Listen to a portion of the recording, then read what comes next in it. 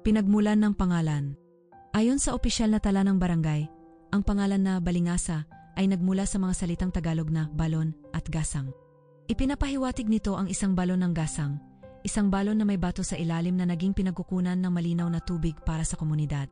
Sa ibang tala, makikita rin na sa English wiki page, after one such well was dug, made out of small pieces of stones, known as gasang. The balon ng gasang was often mispronounced as balungasa, until it was later commonly pronounced as Balingasa. Maagang kasaysayan. Noong panahon ng kolonyalismong Espanyol, ang lugar na ngayon ay Balingasa ay dating isang masikip na gubat o kagubatan. Gamit ang kaingin na pamamaraan, unti-unting inararo at binuhay ng mga taga roon para sa agrikultura.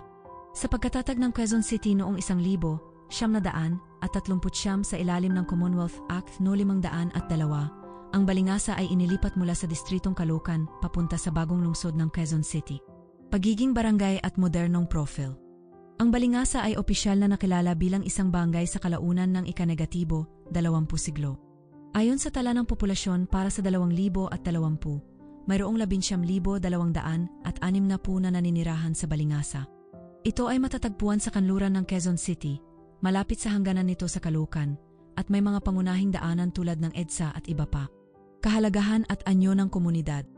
Ang barangay ay kilala rin sa bahagi nito bilang Balintawak o Cloverleaf dahil sa interchange na nasa lugar at sa urbanisadong bahagi. Wikipedia. May mga industrial at commercial na establishmento sa loob ng barangay at ang komunidad ay aktibo sa mga tradisyong Katoliko ayon sa opisyal na barangay website. Bud. Sa madaling salita, ang barangay Balingasa ay nagmula sa isang dating kagubatan na naging tahanan ng mga nagsasakang komunidad.